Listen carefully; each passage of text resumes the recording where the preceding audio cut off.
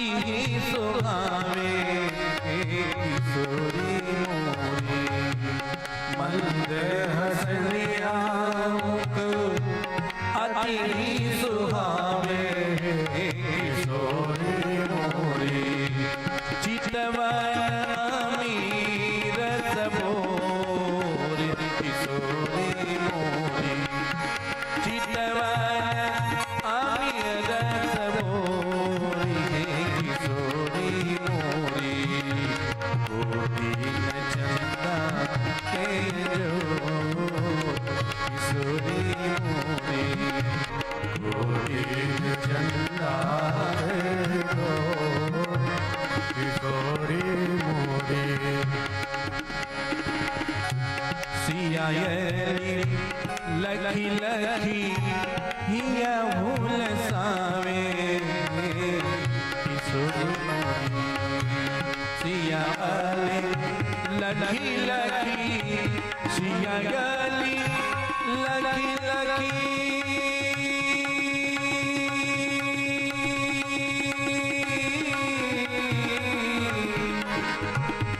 सिया गली लखी लखी हिया भूल सावे किशोरी मोरी बड़ा गो सोहाग सुख तो किशोरी मोरी बड़ा गो सोहाग सुख तो किशोरी मोरी गोटी चंदा के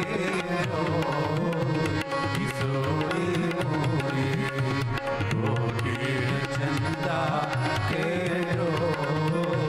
किशोरी किशोरी किशोरी मोरी बोली किशोरी अम्बजू की जय। जय सिया राम।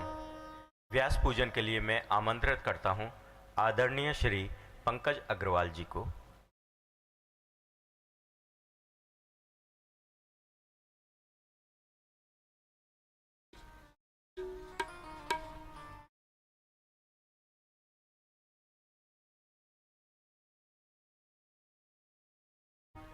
ओम मा स्वस्ति न इंद्रो वृहस्रवाः स्वस्ति नः पूषा विश्ववेदाः स्वस्ति नस्तार्क्ष्यो अरिष्टनेमिः स्वस्ति नो बृहस्पतिर्दधातु एकादशवामारुतः वृष्णिमातरः सुभञ्जावानो विदधे कुजगमाया अग्निजीवा मानवा सूरजच्छो विद्वेनो देवा अवचागमन्यः भद्रं कर्णेभिः शृणुयाम देवा भद्रं पश्येमाक्षभिर्यजत्राः स्थिरैरङ्गैस्तुष्ट्वागुं सस्तनो विव्यसेमहि देवहितं यदायुः सतमीनो सरदो अन्ति देवा